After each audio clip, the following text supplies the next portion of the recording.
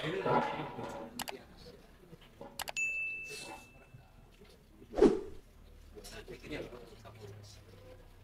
ini ceritanya awal Desember kan Inang mertua minta supaya anak saya dibaptis lah tanggal 25 Desember di Siantar. Jadi awal Desember itu sebelumnya kami berangkat akhirnya pulang itu sempatlah saya sounding ke istri ex Kapolres supaya sekalian minta izin lah gitu kan. Bilang Mbak, apa minta untuk saya baptis. Terus ini istri Kapolres bilang ke saya nggak bisa deh karena pasar nggak bisa ikuti tanggal 25 Desember. Itu pemikiran saya mungkin karena ada operasi lilin, karena itu kan biasa wajib tuh kalau lebaran kan operasi ketupat. Jadi saya pikir mungkin nggak diizinkan karena mau operasi lilin.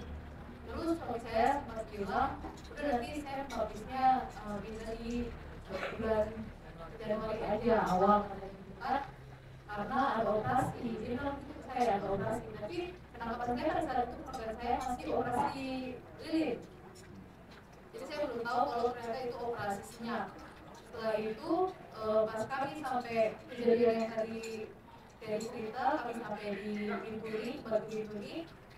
Jadi saya masih belum tahu kalau ada operasi senyap. Terus saya lihat suami saya sempat menyiapkan pasukan segala macam peralatan. Terus dia sempat beberapa kali bilang ke saya kayak dia tanya pendapat saya, menurut kami bagaimana ini karena desak-desak untuk cepat-cepat naik ke hutan, sampai seperti itu. Terus saya pada awal itu saya tanya di desak siapa, katanya gitu. Terus saya bilang udah sampai ke Kapolres, disebut namanya. Terus ya itu saya masih kita junior, itu masih saya kasih pengertian lah. Terus saya pikir itu cuma kayak saya cuma ngeluh-ngeluh biasa. Tahunya besoknya dia ngomong lagi, pas kami lagi makan siang dia ngomong lagi. Dia bilang, aduh ini desak-desak terus, gini. Terus saya bilang, desak ini saya sebutkan, iya dia bilang gitu. Terus sampai lagi tanggal 15 itu suami saya sempat, itu yang saya bilang dia sempat mau cerita sesuatu, jadi sekitar jam 12 siang kalau tidak salah, atau jam 11-an itu sempatlah dia bersikeras mau panggil saya untuk bicara berdua. Terus saya sempat bilang nanti ya habis pulang dari makan siang karena kondisinya saya udah di dalam kendaraan, udah setengah masuk kampung, udah setengah di jalan raya. Itu saya kejar sampai di jalan raya, dia kejar sini mau bicara dulu seperti itu kan. Tapi di situ saya nggak ada feeling hal buruk atau apapun, jadi saya bilang daripada nanti cuma bentar bungkus aja, saya bilang gitu. Saya pergi, pulangnya ternyata suami saya udah nggak di rumah, dia udah keluar.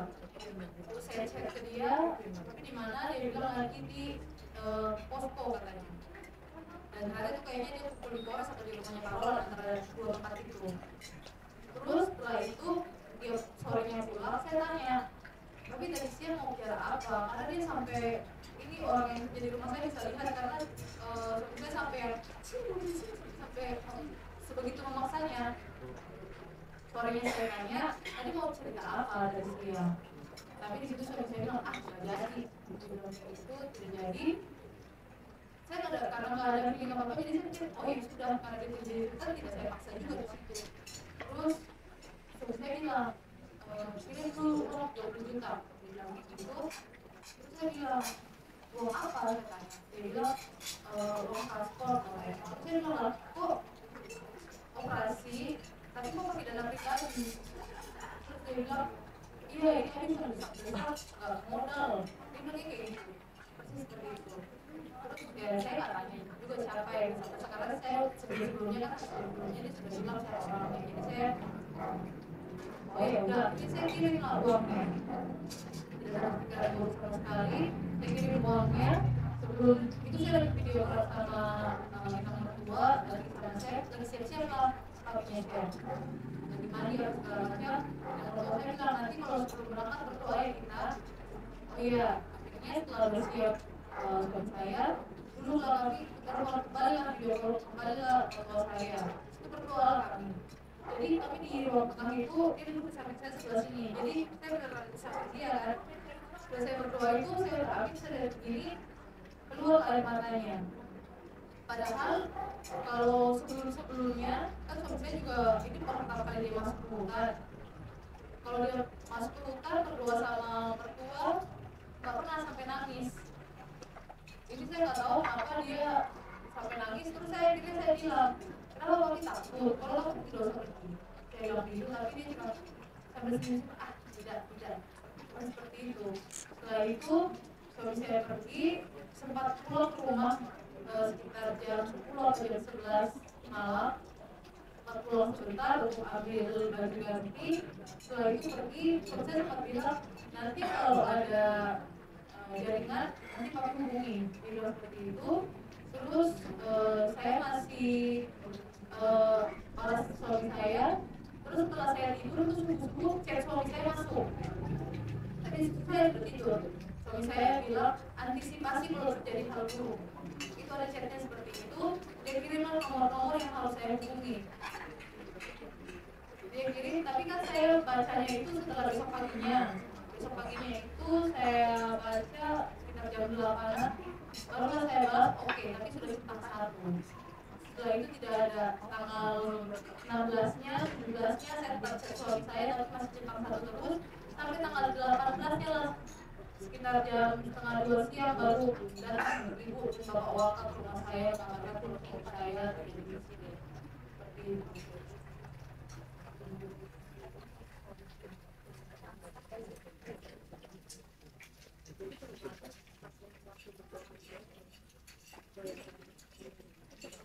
Sebelumnya sudah mulai dulu sudah mulai soalnya suami saya itu kan selama ini semuanya baik kan. Tapi memang setelah kejadian yang di bandara itu suami saya sampai hari berapa tuh dia mengeluh kayak dia bisa naik, terus dia kayak sebenarnya dia nggak pengen naik. Ya, karena dia kan mereka kan pada saat mau merayakan hari raya, dia kayak apa sih dia kami mau hari raya tapi masih di cepat-cepatnya 1 minggu sebelum masih disuruh dipaksakan naik mobil-mobil terus. Iya. Tapi mungkin saya tadi kurang lucu sih soalnya kan itu kan kemarin kan tahun politik ya, dan memang tuh lagi banyak masalah karena kan ex Kapolres ini dia memihak satu calon, sedangkan yang menang calon yang lain. Jadi memang di situ kan karena suami saya itu preskrip, jadi memang suami saya lah yang memegang di sana kan. Jadi memang sempat marah lah karena menang satu yang bukan pegangan dia mau yang pegangan yang satunya. Jadi suami saya lah yang disuruh mencari usut semua kasus korupsi apa segala macam itu, money politiknya apa itu semua disuruh lah suami saya. Tapi suami saya ini punya hubungan baik sama yang menang. Tapi itu maksudnya itu nggak bisa saya tarik kesimpulan karena ibaratnya itu kan rancu saya nggak punya bukti juga, dan itu maksudnya iya. Baik, lanjut dulu tadi. Antisipasi nanti nomor-nomor ini. Iya. Handphone kan udah ditahan polisi lah ya. Iya, ternyata HP itu ternyata dipegang sama anggota suami saya. Jadi HP dikembalikan sama anggota yang di atas rumah, tapi itu tempat saya yang terima langsung, mbak yang di rumah yang terima. Jadi saya terima HP itu dari orang kerja. Itu kondisi HP suami saya mati dua-duanya di dalam klip AC air. Jadi HP-nya itu dalam kondisi baik. Akhirnya saya selatan, saya buka, disitu saya dapat foto-foto di mana airnya cuma selutut, terus foto-foto pas mereka berjalan, tadi belum antisipasi nomor-nomor itu masih ada nomor itu? Masih ada, semua chatnya masih lengkap semuanya. Pernah dihubungin ini siapa aja? Jadi pas suami saya kan di bilang itu antisipasi kalau terjadi hal buruk, dia kirim nomor yang saya tahu itu nomor pengusaha. Jadi makanya kenapa saya sewa helikopter itu helikopter saya dapat dari pengusaha itu. Jadi pengusaha yang membantu pembayaran helikopter. Baik, nah Dinda, runtut dulu nanti ya. Siap. Dari mulai sini itu. Sudah. Mantap, sudah. Kasihan, capek kau. Ada lagi? Oke, rekan-rekan, ada lagi yang mau ditanyakan atau disampaikan? Saya ingin mengamalkan sedikit bang. Ya. Sobari, wartawan Kompas. Tadi itu.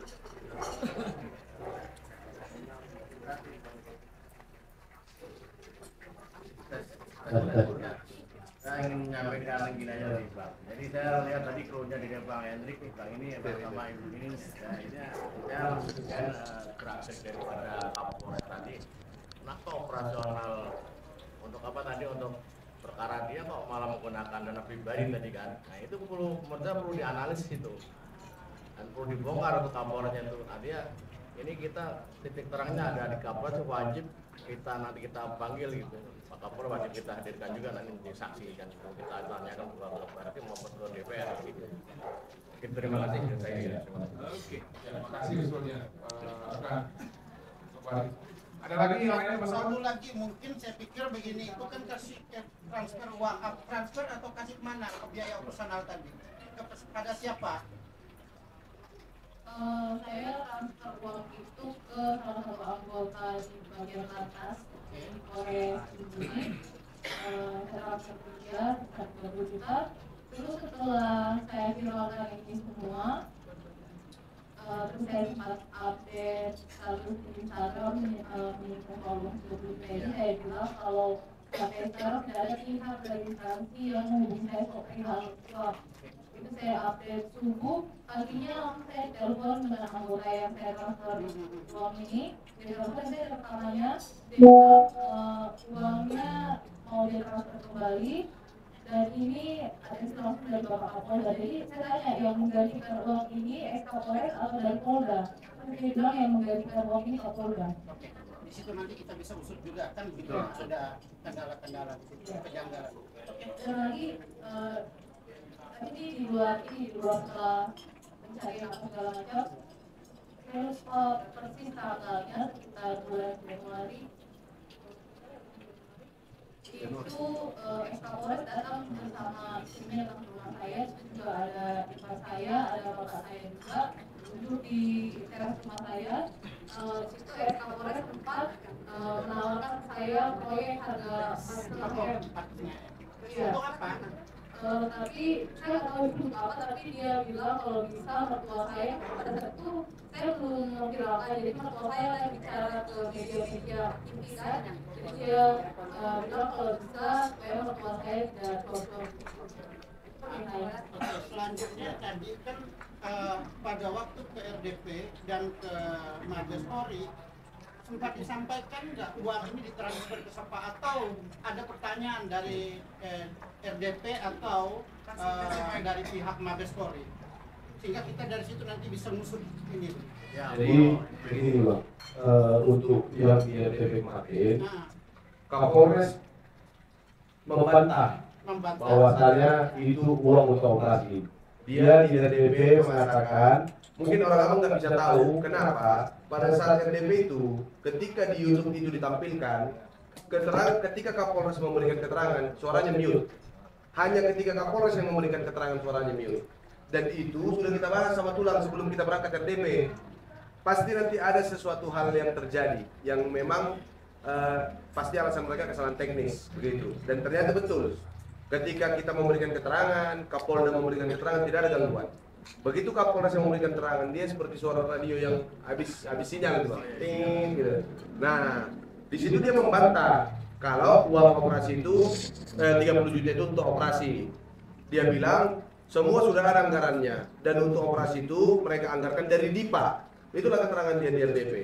Padahal ketika mereka turun di tanggal 30 Desember dari Mayado ke Bintuni, dia langsung datang ke rumah. Dia akuin uang 30 juta itu, bahwasanya itu memang uang untuk operasi. Bahkan dia panggil Pak Imam itu untuk datang ke rumah kita. untuk mengkonfirmasi uang itu. Bahwasanya betul uang 30 juta itu uang untuk operasi, begitu. Tapi di RDP keterangan dia berbeda. Begitu. Karena Luar begini, biasa. dari keterangan Kapolres, keterangan Wakapolres, keterangan Roland kan sudah jelas berbeda semua. betul. Oleh sebab itu, bagaimana permasalahan ini kita mau limpahkan, mereka limpahkan ke Polda. Betul, Orang betul. bermasalah, kok bisa menyelesaikan masalah? Itu Betul. tidak mungkin. Betul. Oleh sebab itu, tarik ke Mabes Polri. Betul. Begitu ya? Betul. Ya, itu desakan kita nanti. Yang penting bang, bukti chatnya bang, bukti chat tadi, Bang Marlon tadi nggak hilang kan ada? Ada sudah, Bang. Mantap. Gitu. Oke, rekan-rekan yang lain ada lagi? Udah tap layar semua ya? Pojok Christian. Tolong dikasih mikrofon ini.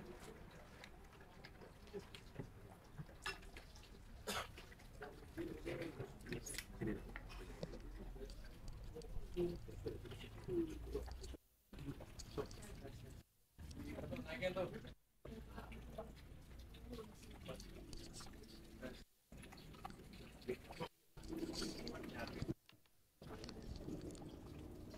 Mikrofon suri lontong dia.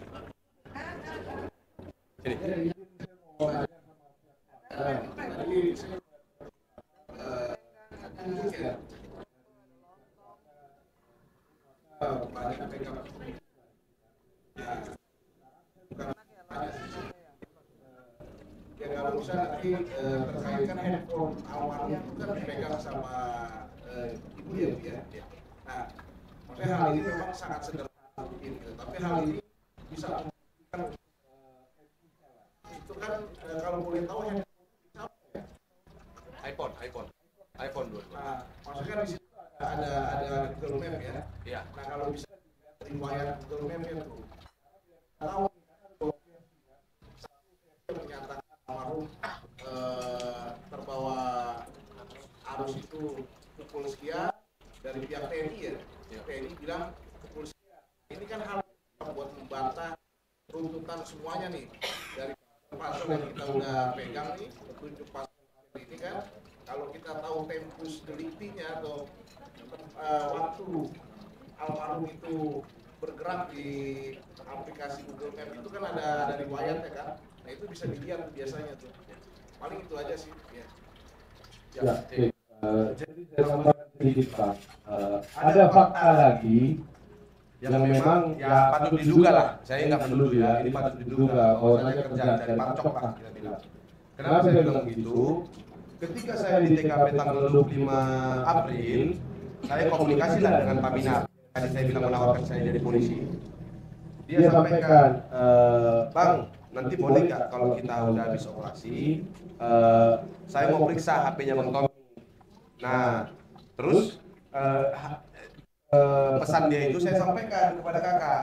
Nah, setelah saya sampaikan kepada kakak berinisiatif lah karena handphone ini mau diperiksa, mau dikirim ke Jakarta, mau diperiksa Pak Minar. Ternyata setelah dikirim sama kakak melalui supir yang memang udah kita percaya lah begitu, penting lah. Bawa pintu Wari, dititip handphone ke dia. Tapi kita nggak kasih tahu nih apa isi dari paket tersebut. Kita nggak tahu isi paketnya. Dia bawa kayak ini paket. Ternyata karena dia belum dapat penumpang, jadi dia nggak bisa turun ke Manokwari. Dia titiplah paket ini ke orang lagi untuk pesannya dikirim ke protokoler bandara, protokolernya Polres, kan begitu, untuk dikirim ke Jakarta. Ternyata di perjalanan HP-nya hilang. HP-nya hilang 2, itu di tanggal 25. Terus kemudian di tanggal 3 Mei adalah seseorang yang menghubungi saya. Katanya dia ingin mengembalikan handphonenya Pak Tommy Markun, saya bilang. Terus saya bilang begini, oke, kita ketemu di mana? Saya bilang, kita ketemulah ada di pertengahan antara Manokwari dengan Bintuni, namanya Ransiki. Kita ketemu di situ. Saya tanya, kok bisa nih Bu handphonenya ada di Ibu? Saya bilang, iya Pak, kan saya penyapu jalan. Pagi-pagi saya dapat handphonenya ada di pinggir kayak di kubangan gitulah, handphonenya dua-dua. Terus saya bilang, ini kartunya yang kemana ya satu? Saya bilang, nggak ada Pak, katanya. Kok bisa nggak ada? Padahal handphone ini dikirim dalam keadaan utuh loh, saya bilang. Bahkan handphone ini di baliknya itu ada foto abang saya dan kakak saya bilang. Kalau memang ibu niat mau mengembalikan, harusnya ibu sudah kembalikan di tanggal 26, saya bilang. Karena jelas itu fotonya pakai baju polisi lagi, saya bilang. Iya Pak, kita takut begini, dia bilang. Ya mungkin karena masyarakat sipil, saya pikir. Nah, yang bikin saya makin curiga adalah ketika saya sudah menerima handphone yang dua ini, saya bilang, saya kan nggak cek karena pada saat itu saya nggak bawa casan. Nah, saya bilang, Bu, oke, kata handphone kan si pelakunya sudah ditahan di Polres Bintuni. Saya bilang, Bu, karena handphonenya sudah saya terima, jadi saya nanti akan cabut laporan polisi untuk orang yang ditangkap di Bintuni. Saya bilang, alhamdulillah, katanya. Nah, di situ saya makin curiga. Padahal awalnya saya tanya, ibu ada hubungan darah atau kenal tidak sama si supir? Saya bilang, nggak ada Pak, katanya. Kita cuma mau mengembalikan handphone aja, katanya. Ternyata saya biarkan Pak, saya biarkan 1 hari 2 hari saya nggak kabarin, mereka desak saya.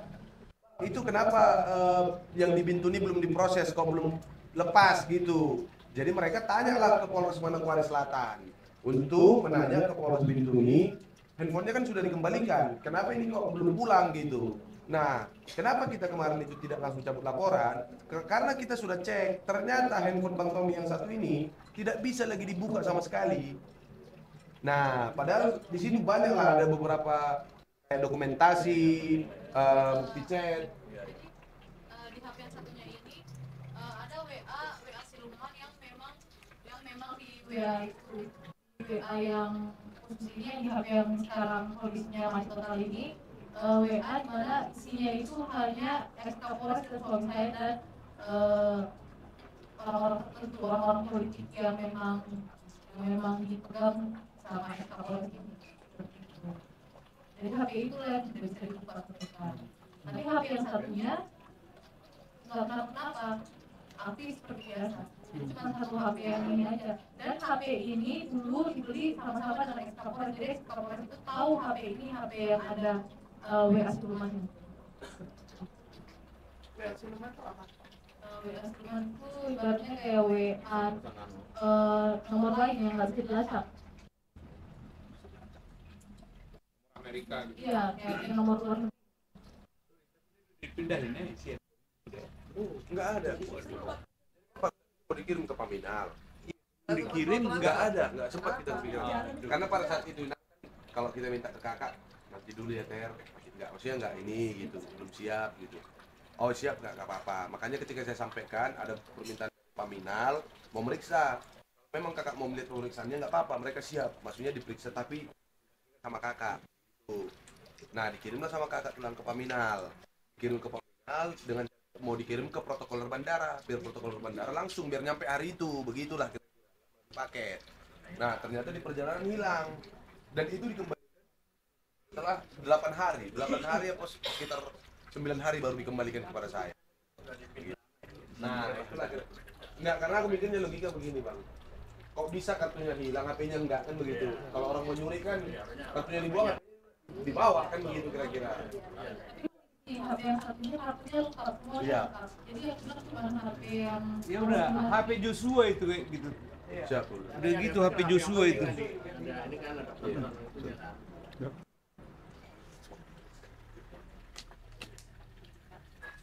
Oke, ada lagi rekan-rekan? Ya, silakan. Mungkin dimaksudkan aja ya. Saya ini perkara berhubung dengan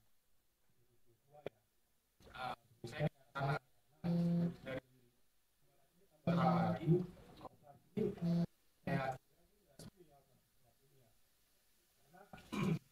dari keluarga juga operasionalnya diambil dari dana pribadi kan. Pernah nggak dari keluarga ini menanyakan perihal surat perintah untuk operasi senyap atau ditunjukkan? Kan operasi ini kan resmi dong, secara resmi ya.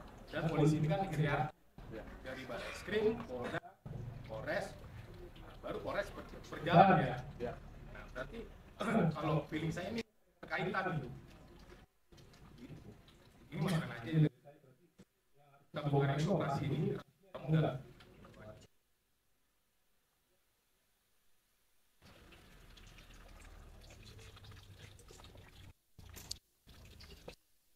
izin mungkin untuk sprintnya kita tidak ditunjukkan, tapi karena kita bergerilya, kita jalan sana sini, kita tanyai, akhirnya dapatlah kita sprint.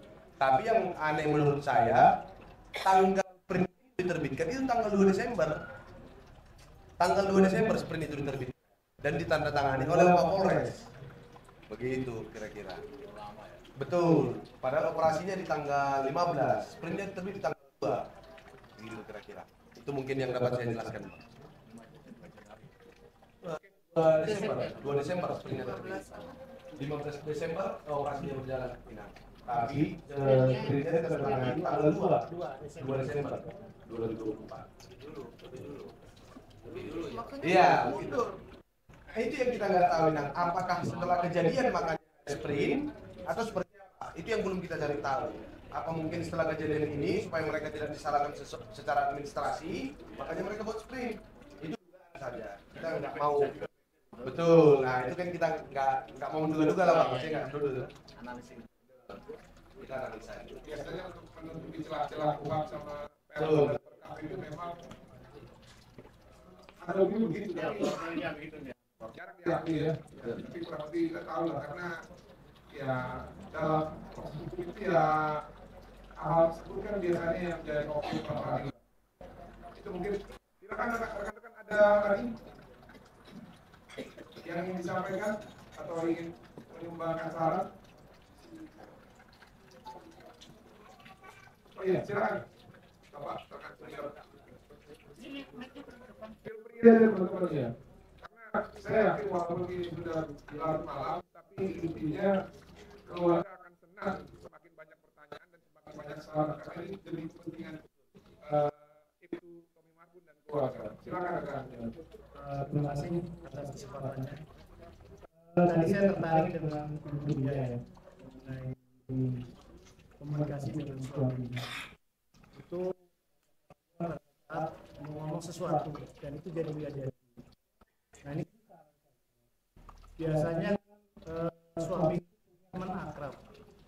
Nah, dari situ kita bisa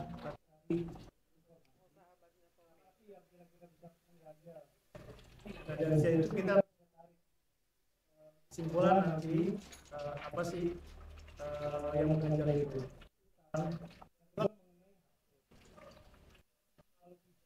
Kita cari teknisi HP yang terbaik karena kemungkinan itu sumber masalah dari situ semua data-datanya. Kalau itu sudah terbuka, nanti kita bisa tarik itu kemana kita melacaknya. Itu saja sih. Terima kasih.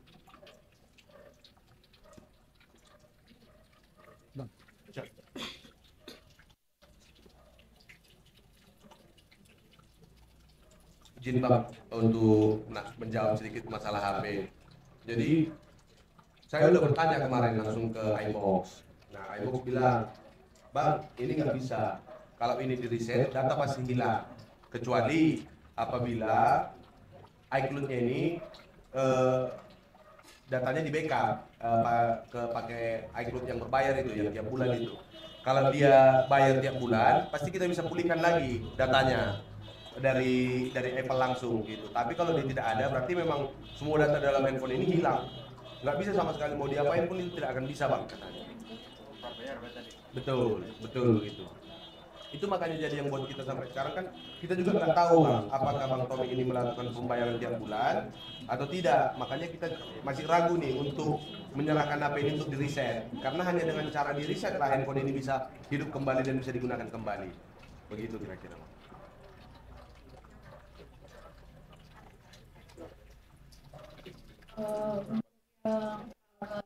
Yang saya memang sampai hari ini belum saya tanyakan karena kalau untuk senior yang biasa bersama suami saya itu mereka memang di luar kota, cuman memang itu saya sempat telepon saja minta pertolongan di salah satu senior di Jakarta ini yang memang ada suami saya untuk memantau, memantau kasus ini. Jadi saya tidak pernah saya tanyakan nggak suami saya misalkan apa-apa itu pernah. Tapi mungkin bisa jadi masukan saya, nanti mungkin setelah ini kemudian sahabatnya ada. Biasanya kalau itu karena alumnisnya kuat, mungkin ada 2-3 orang yang memang belum apa ya, kayak lebih ini diskusikan kasus gitu. Kalau diskusi saya karena sudah berkaitan diskusinya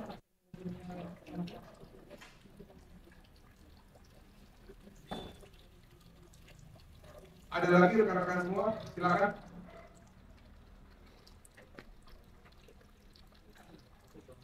Cukup. Ya. Oke.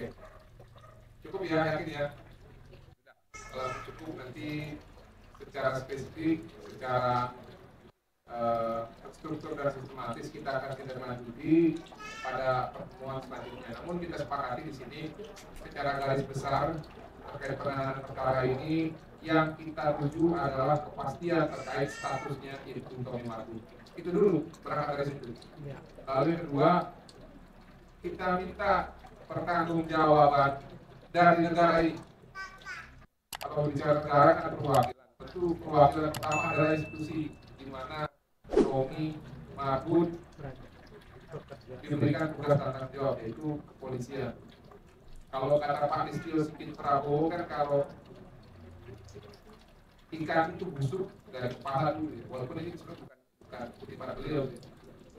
Ini ada gium dari negeri tirai bambu ya, yang pernah disebarluaskan atau diceritakan sama seseorang yang namanya Basuki Cahayapurnama. Nah, lalu ini diulang dalam bentuk komitmen oleh yang saya hormati, walaupun ada yang bilang lain itu, tapi saya tetap menghormati beliau secara jabatan, terlepas dari kontroversi. Beliau mengatakan bahwa komitmennya ikan itu busuk dari kepala ke ekor.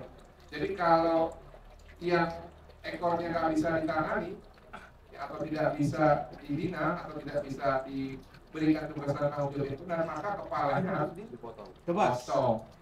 Nah, kalau kita berbicara mengenai pertanggungjawaban tadi, sampai saat ini outputnya atau hasilnya belum ada. Belum ada penjelasan. Kalau kita refleksi di tahun 2022 atau 2021, di mana ada anak seorang pejabat ya, itu hanya di burn. Saya pernah ke Switzerland, teman-teman, maaf, bukan menyombongkan diri, enggak. Kebetulan ada rezeki 2017 saya ke sana. Di sana sungai lebih ngeri daripada Indonesia. Udah dingin, dalam, makanya air sampai hijau kayak biru gitu. Almarhum Jabar. Emil. Itu bapaknya. Emil. Karena ditangani dengan serius, ketemu jasadnya. Jadi akhirnya A1 bahwa memang hilang, hanya tenggelam. Nah, ini di dalam negeri, kalau sampai nggak bisa ya mendapatkan kepastian terkait di mana Tommy, apakah dia mati, sekarang mungkin lagi ada di tempat lain karena mungkin ada beban gitu sehingga dia sembunyi atau seperti apa, atau mungkin seperti yang disampaikan oleh polisian hilang dalam tugas, maka kewajiban negara, CQ Kapolri, CQ pejabat-pejabat terkait yang berwenang dari tingkat Polda sampai Polres yang bertanggung jawab untuk menemukan di mana Tommy Madu.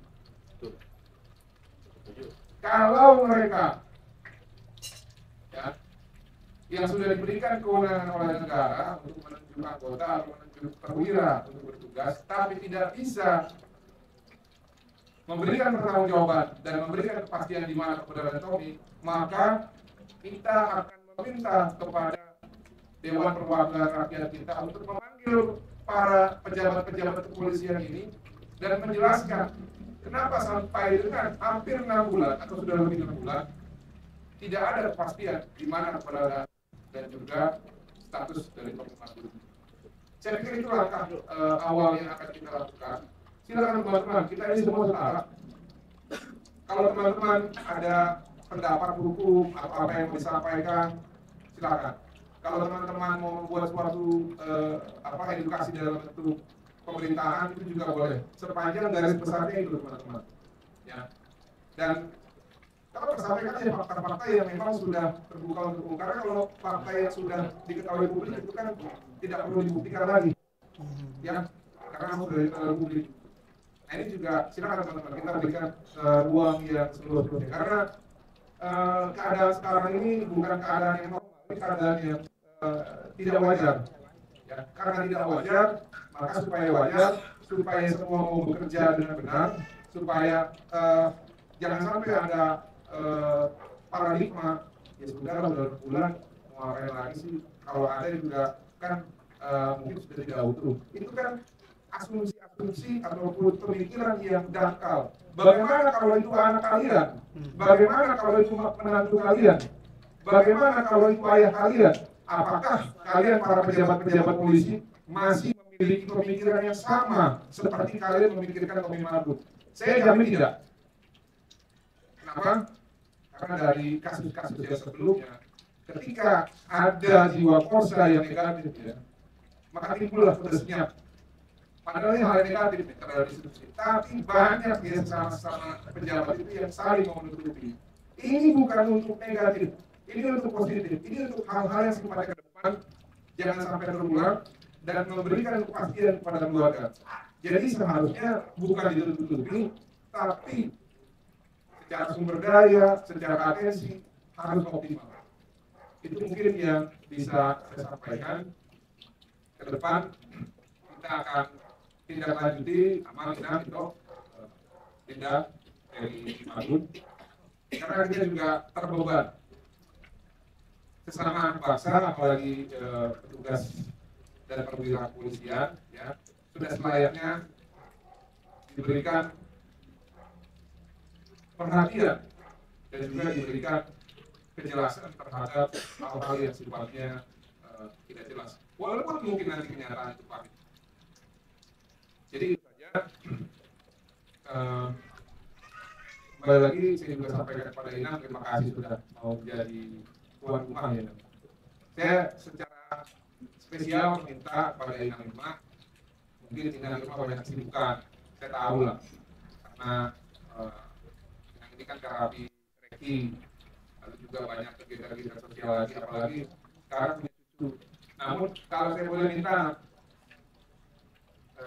dalam kasus Tommy ini, mari kita pergunakan jaringan kita, mari kita pergunakan pemikiran kita, mari kita pergunakan juga atau kita sharing sedikit waktu kita, dan saya yakin Inam pasti tergerak untuk minimal sumbangsi pikiran ataupun tindakan ataupun membangun jembatan kepada orang-orang lain yang mungkin sedang berpikir atau orang-orang lain yang mungkin mau membantu tapi tidak bisa tampil ke depan. Oleh karena itu saya meminta Inam dan berkenan hati mau jadi koordinator kita di bidang sosial dalam penanganan perkara Tommy Mahfud ini. Itu mungkin untuk Inam Irma Huta Barat. Lalu saya juga minta kepada abang kita, Abang Nelson ya, Simanjuntak, tentunya dari segi budaya ya dan juga pengalamannya di pemerintahan, saya yakin sudah banyak asam garam apa kita walaupun secara market sebenarnya nomor saya 14 15 kan karena orang tua nggak mungkin saya panggilnya anak kan, jadi tetap saya market itu saya kesampingkan dulu. Nah, tapi dalam keadaan ini Indonesia ini kan akarnya budaya ya. tanpa menspesialkan budaya enggak, maksudnya semua budaya itu sama, karena dasar negara kesatuan Republik Indonesia itu ya budaya suku bangsa, baru kita bersatu jadi negara kesatuan Republik Indonesia. Namun karena memang itu Tommy Mahfud ini menyandang marga apa kita koordinator, maka saya minta untuk nanti koordinator di bidang budaya dan juga jaringan terkait pemerintahan, saya minta apa kita harus mau menjadi koordinator dalam tim kita ini dalam menindaklanjuti terkait kepastian hukum dan juga keadilan bagi keluarga teman. Siap. Inam gimana ya, siap? Terima kasih.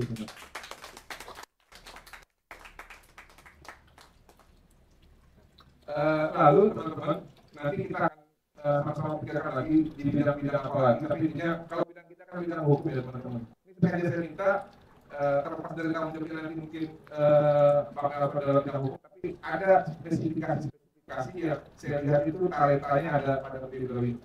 Nah, lalu nanti untuk mendukung tim ini tentunya kan harus ada fungsionaris ataupun hal yang sifatnya struktural. Seperti yang saya sampaikan tadi, saya bukan ketua tim ini.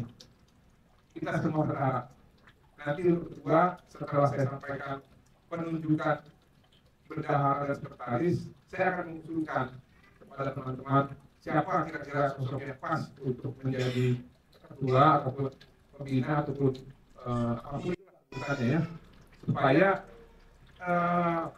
tim ini ada simbolnya teman-teman. Ya, karena dalam teori-teori negara atau teori-teori kerajaan atau teori pergerakan, selain ideologi, ya, selain perjuangan, simbol itu hal yang sangat penting teman-teman. Makanya negara kita itu simbol. Nah, ini nanti yang akan saya usulkan. Silakan teman-teman nanti musyawarahkan. Kalau sepakat, kita sepakati secara aklamasi. Namun sebelum ke situ, saya mengusulkan untuk dua jabatan yang mungkin ke depan ini sangat penting, karena dalam penanganan perkara itu kan hal-hal yang sifatnya kesekjenan atau sekretariatan dalam suatu organisasi ataupun tim itu sangat penting. Oleh karena itu, dari pengalaman yang kami jalani, dari hal-hal yang sifatnya sudah bisa kami nilai dan komitmen juga, saya meminta ya dan juga mengusulkan agar sekretaris nanti dijabat oleh kakak kita Rosalina Simangunsorong. Nah, Rosalina Kak Ocha ini nanti tugasnya adalah selain sebagai advokat, saya sama sebagai advokat juga pemikir, ya, pemikir dan memberi solusi terkait langkah-langkah hukum. Itu awalnya ya. Nah, nanti fungsinya itu adalah untuk mengkoordinir dan memformulasikan pemikiran-pemikiran kita menjadi suatu tulisan ataupun menjadi suatu surat. Nah, nanti Kak Ocha ini akan bersama-sama dengan legal drafter yang lain ataupun administrator yang lain. Nah, dalam hal ini nanti saya minta Sisneti dan Bu ini jadi wakilnya bersama-sama dengan siapa namanya itu Pedi Damaris ya. Nah, nanti untuk yang lain saya kira nanti bisa dijadikan. Jadi dalam sekretariat nanti ada dipimpin oleh Kak Ocha, wakilnya Bu ini dan Sisneti dan Damaris. Pedi Damaris. Nanti untuk yang lain, kalau ada teman-teman yang terpanggil untuk bergabung selain sebagai advokat, Bang, saya juga mau jadi legal drafter, silakan teman-teman. Ya, ini saya sengaja bahas di sini supaya setidaknya struktur kita ada dulu nih dalam anatomi yang memang penting untuk menggerakkan suatu tim, gitu ya. Atau mungkin ada yang mau menunjuk diri untuk bergabung di sekretariat biar kita sahkan ini. Ada teman-teman?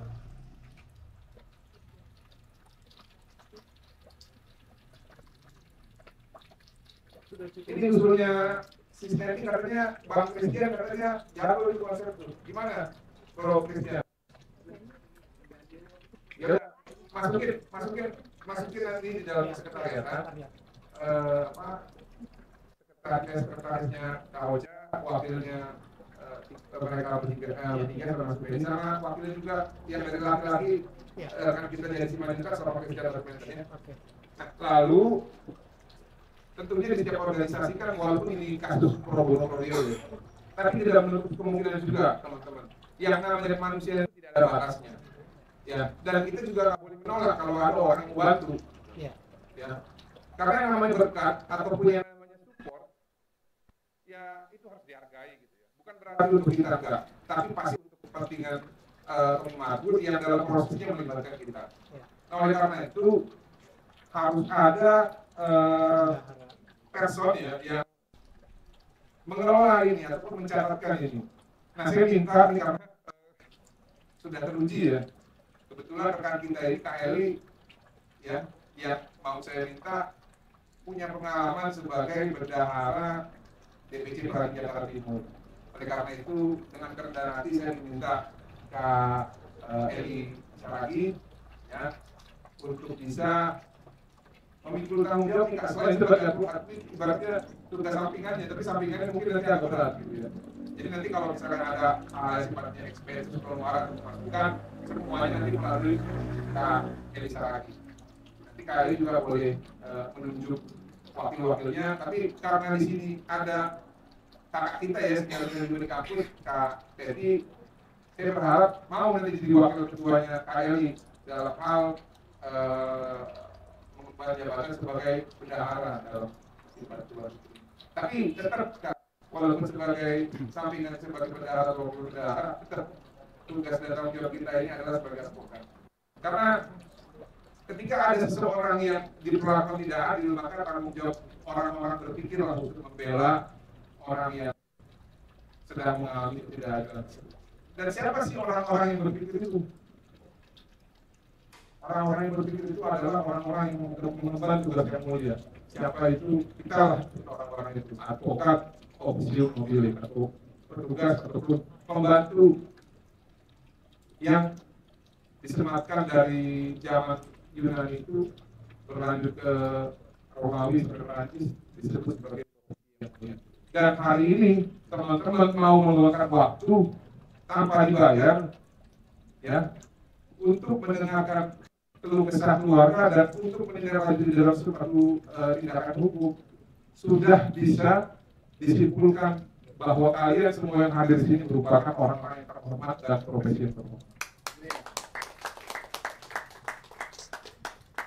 Jadi saya pikir itu ya teman-teman, sebelum saya tutup, tadi saya sampaikan bahwa tentu setiap satu tim gitu ya harus ada pimpinan atau harus ada simbol. Nah, saya dalam hal ini seperti saya sampaikan tadi untuk sementara waktu karena harus ada yang koordinir, maka saya mengambil tanggung jawab tersebut untuk mengkoordinir supaya kita bisa bertemu hari ini. Tapi tugas permulaan saya dan Bang Jalan dan lain ini sudah selesai. Tugas permulaan ya teman-teman, bukan tugas untuk penegakan hukum. Maka tiba waktunya bagi kita untuk menentukan siapa yang akan menjadi simbol dan siapa yang akan nanti menjadi pimpinan ataupun memimpin kita dalam tim bantuan hukum. Saya mengusulkan teman-teman, saya mengusulkan nanti teman-teman boleh tumbang sepikiran. Sampai dengan nanti beliau bersedia, saya tetap akan mengemban untuk mengkoordinir, tapi bukan berarti saya bilang teman-teman enggak ada itu, advokat semua sama. Saya mengusulkan agar yang memimpin kita dalam tim bantuan hukum ini nanti adalah rekan senior dan abang kita Saur Siagian. Kalau teman-teman semua setuju, katakan iya sambil angkat tangan. Setuju. Setuju? Setuju. Oke. Maka kita akan meminta dan nggak boleh ditolak nanti sama Bang Saur. Karena saya tahu Bang Saur. Bang Saur ini bisa dibilang dia ditawarin duit 100 miliar aja nggak akan diterima itu. Ini orang kalau masalah integritas ya nggak bisa diragukan. Dan kalau masalah idealisme dan masalah komitmen ya sama seperti Bang Kamarudin Simanjuntak. Nyalinya itu nggak ada lawan orang-orang ini.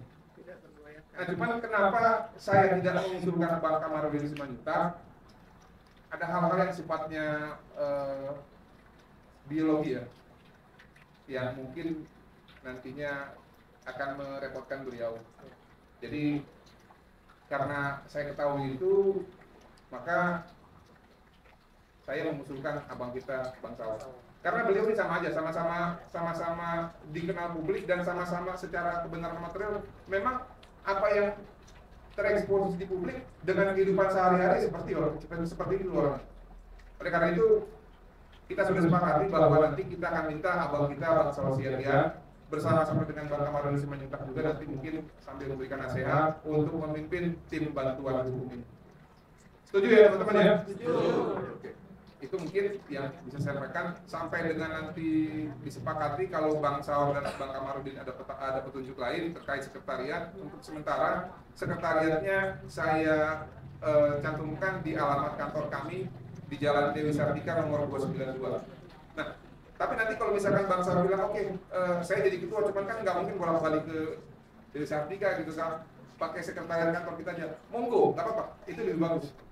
Dan bukan berarti juga nanti akan menyulitkan, enggak, menurut saya sama aja, karena seingat saya kantornya Bang Saur itu di daerah Pancoran ya, atau di daerah Kuningan gitu, gak jauh juga sih dari Dewi Sartika. Dan mungkin secara fasilitas mungkin lebih lengkap karena ya kita ini lawyer sepatu miring teman-teman. Walaupun dikenal publik ya, duit kita itu bisa dibilang masih bisa tidak setebal dompet-dompet orang kaya lah. Jadi kantor itu ya masih ala kadar, yang penting kan ada kantor gitu ya. Nah, itu saja saya pikir teman-teman ya. Kita berdoa dan juga kita berharap bahwa apa yang sudah kita terima ini, apa yang akan kita jalani ini selalu akan diberikan penyertaan oleh Tuhan Yang Maha Kuasa. Amin. Itu aja mungkin dari saya. Tadi kita buka dengan doa, kita juga wajib tutup dengan doa. Ya. Karena tali dari tim bantuan hukum yang membuka dengan doa, saya sekarang minta dari keluarga yang tutup dalam doa. Nanti silakan teman-teman yang beragama selain Kristen berdoa sesuai dengan keyakinan dan kepercayaan masing-masing. Sebelum ditutup, izinkan sedikit saja. Luar biasa acara kita malam ini. Satu, enggak ada yang bergerak dari bangku kerajaan. Apa ini? Pertama, Bapak Ibu merasa hormat sama keluarga yang mau menyerahkan kasus ini menjadi satu bentuk bantuan. Yang kedua, kita masuk ke dalam dunia pasar, dunia teka-teki. Itu harus kita dulu. Yang ketiga, saya sudah bilang tadi Pak Ketua, rupanya ada railing area. Kita hadir, rupanya di atas langit yang siaga langit. Yang keempat, beliau tadi disarankan ya karena sensi dunia pendidik juga, beliau pakai di pemerintah teori Max Weber ya. Jadi ada pemimpinnya praktis dari udah Martin sudah sampaikan. Tapi supaya kita sepakat untuk tidak sepakat, dan malam ini kita putuskan kita sepakat setuju.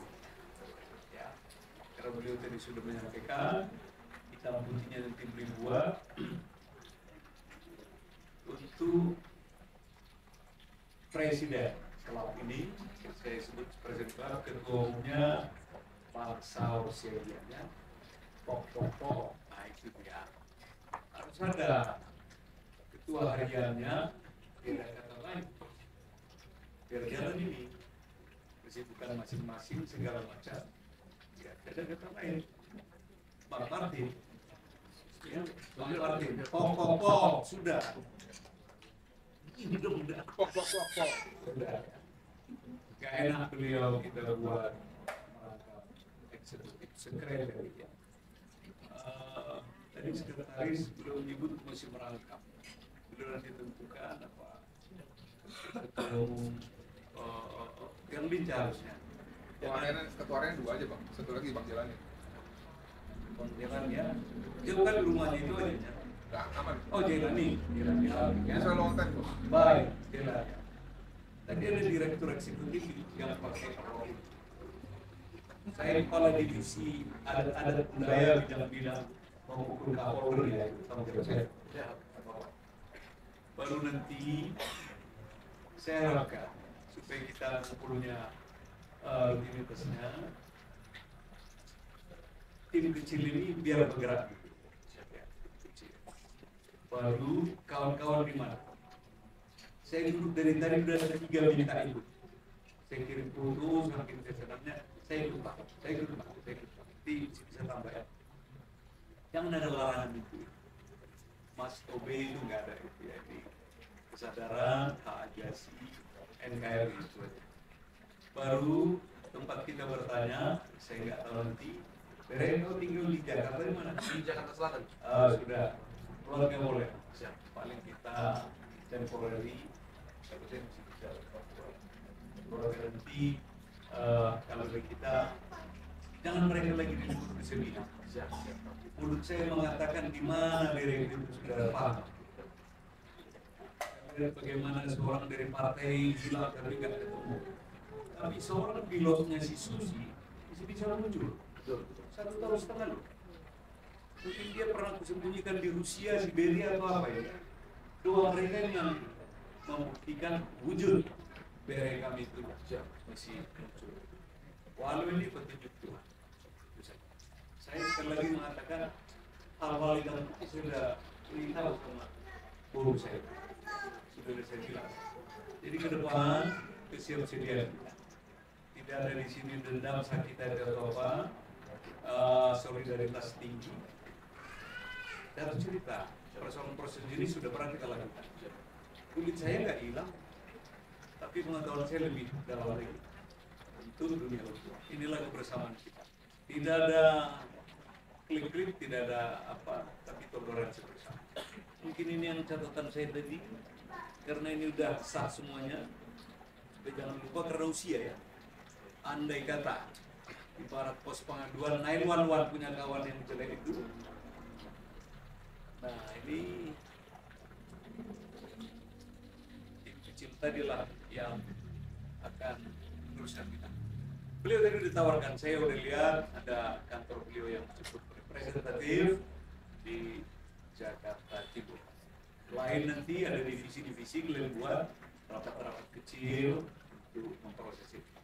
Dan tidak ada lagi kita akan membuka tirak tabir kalau pemerintah bertiga kali dari ya. Saya belum baca seluruhnya tadi pengaduan kita dan tentunya untuk membuat ini seperti pembensin kita mulai dari titik nol.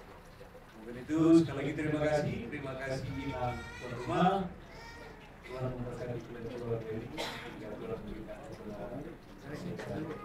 Sekali lagi terima kasih. Saya akan menambahkan dari teman-teman prakarsa, dedikasi, integritas. Sekali lagi kami kembali. Thank you. Terima kasih. Oke. Merdeka. Merdeka. Kayak cuma partai doang yang bilang merdeka. Harus kita merdeka. Dari buku ya. Saya lupa pencipta bukunya, tapi bagus itu judulnya. Merdeka atau Mati. Nah, saya pikir mudah-mudahan semangat kemerdekaan itu ada pada kita lah, karena sudah terbukti nih sampai kurang lebih 7 jam ya, sekarang setengah 11, tapi teman-teman seperti apa kita tadi bilang gak ada yang bergeser.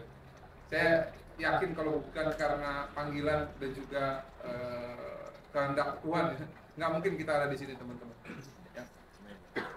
Itu mungkin dari kami menutup, dan silakan ditutup oleh keluarga dalam doa sama Fardu. Waktu dan tempat. Terima kasih terima kasih kepada Ibu Pembimbing yang telah memperoleh partisipasi pertemuan ini akan menjelaskan ya apa yang terjadi juga persatuan Tuhan mengalir tetap dari Gunung Barat dan secepatnya dia berpulih kembali. Dia bersemangat dalam perjalanan dari bumi. Tentu ada nanti saya kira bisa melakukan setiap itu. Terima kasih. Kita akhiri pertemuan kita dalam doa. Mari kita bersatu dalam doa sesuai dengan kepada kita. Mari kita berdoa. Oh Tuhan, Bapa yang kami selalu melalui perangkat anaknya yang tunggal, Tuhan kami Yesus Kristus. Malam hari ini darinya Tuhan, kembali kami datang bersyukur dapatnya berikat tangan Tuhan kepala dapatnya Tuhan. Terima kasih atas tubuh kami. Ya kami ya Tuhan, Kau berikan kesempatan bertemu sesama orang yang saling mengasihi, sesama orang yang saling merasakan akan penderitaan teman antara yang satu dengan yang lainnya. Engkau tahu ya Tuhan, sudah berbulan-bulan bahkan menjelang setengah tahun. Salah satu pemuda bangsa yang telah mengajukan dirinya lewat kepolisian ya Tuhan, yaitu anak kami Polisi almarhum, yang sungguh-sungguh melakukan pekerjaannya untuk menuntaskan pengacau ataupun yang sejenisnya Tuhan. Namun pada saat itu dia kehilangan hingga ya Tuhan, kami tidak tahu di mana hinganya hingga pada saat ini. Oleh sebab itu ya Tuhan, tolong kepada saudara yang mengasihi kami yang selalu mendengarkan doa kami, tolong ya Tuhan, dan doa kami melalui ampun ya Tuhan, kiranya anak kami masih Engkau lindungi, Engkau berikan apa yang dia harapkan, yang dia butuhkan, baik melalui pangan maupun melalui kami iman ya Tuhan, hingga pada saat ini. Mungkin ya Tuhan, lindungilah dia, apa dia, sehingga dia tidak keinginan dan tidak kelaparan. Bapak surga itulah iman kami, tetapi kami tetap siap sedia menerima apa yang Tuhan berikan kepada kami. Bapak di surga ini akan orang yang saling mengasihi, yang bergerak di bidang penegakan hukum. Tolongnya Tuhan, berikan kekuatan, berikan pengetahuan yang dalam, bahkan Tuhan berikan akan apa yang kami butuhkan, sehingga ya Tuhan, saudara-saudara kami ini boleh bergerak sesuai dengan fungsinya masing-masing, yang telah siap sedia melibatkan dirinya untuk hidup di dalam penuntasan anak kami, iman keberadaannya, tolong selalu pakai. Tolong apa ya Tuhan, tolong juga ya Tuhan, keluarga-keluarga mereka, baik juga keluarga mereka, sehingga ya Tuhan, dari sini keluarga mereka didorong juga untuk melakukan pekerjaan yang turut dan baik. Terima kasih ya Bapak Surga. Sebentar lagi kami akan berpisah antara yang satu dengan yang lainnya. Tolong Tuhan, antarkan juga kami duluan ikut langkah kami, sehingga kami beroleh keselamatan, sehingga kami sampai ke tujuan masing-masing, bertemu berdua dengan orang-orang yang kami kasihi.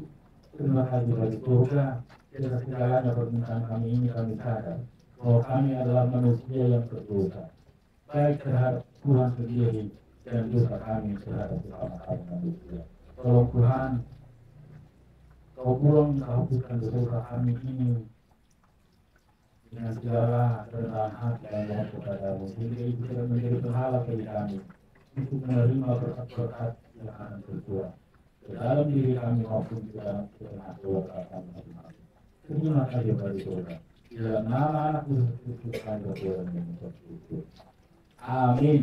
Amin.